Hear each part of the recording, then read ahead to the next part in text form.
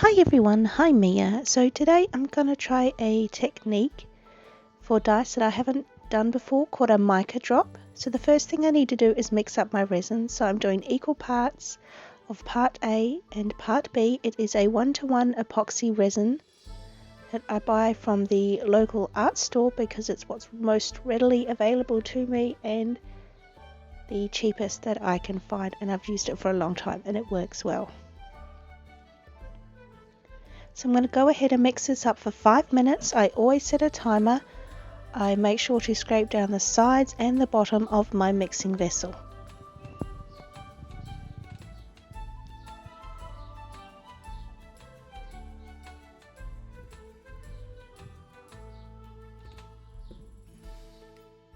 Okay, so I'm going to fill each cavity on my dice mold about 90 to 95% of the way.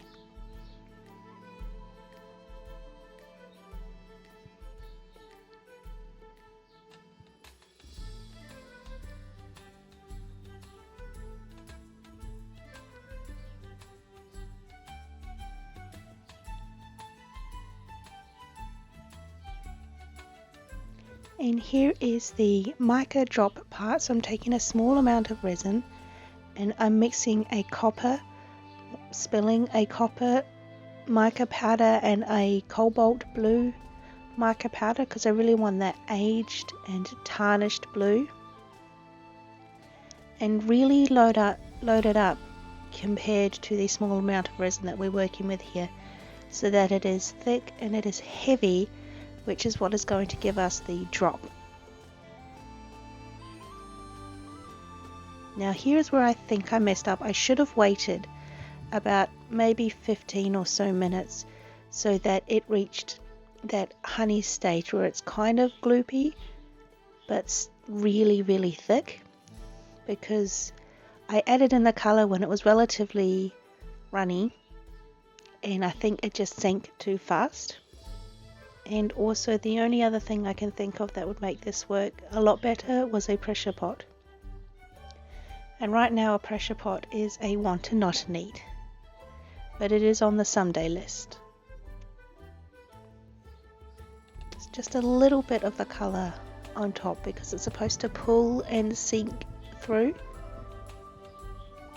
and just some clear resin on the lids and popping all of the bubbles with a long neck lighter.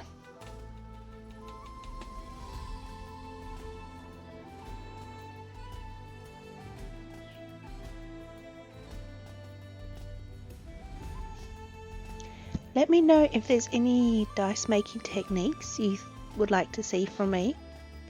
I really would like your feedback. I do make these videos for you guys to watch, so let me know what you think. And it's just lid on and a small weight to weigh it down, and 24 hours later it is time to unmold. I did have one void in the triangle D4, which I did fix with UV resin off camera.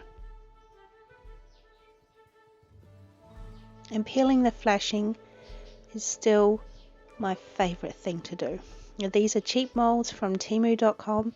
I have ordered some custom molds, some shell and blank molds, which are not going to infringe on any copyright,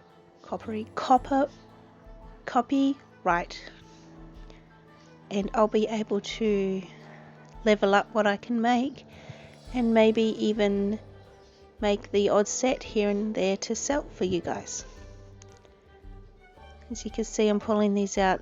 It seems to have all sunk completely to one side instead of leaving like a kind of worm or swirl of color all the way through.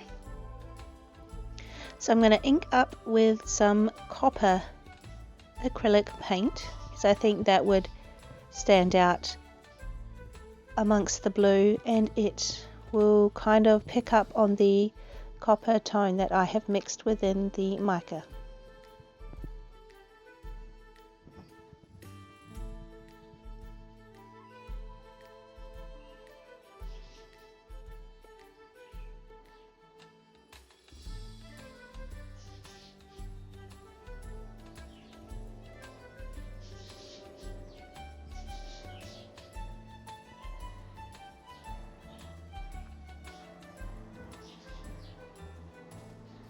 So I just fill in the number, load it up with paint, and then wipe off the excess with my finger, which will leave the indented number with a beautiful, clean, legible surface.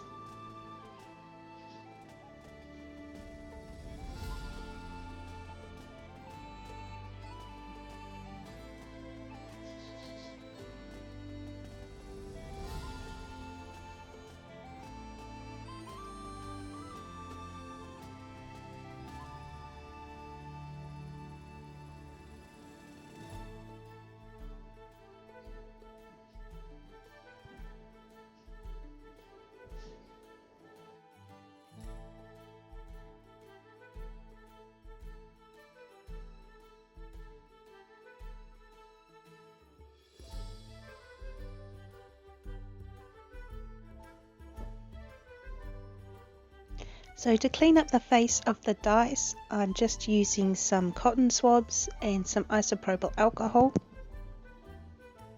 And I'm just going to clean off the surface and aggressively scrub it down.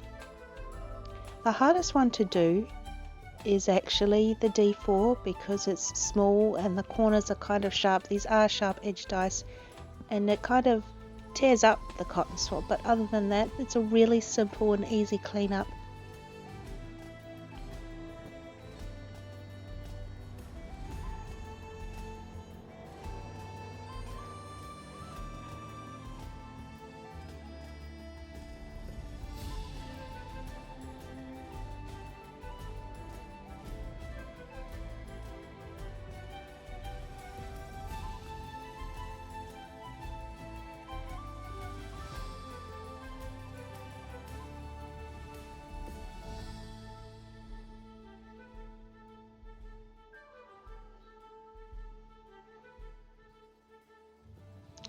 And now it is time for the reveal.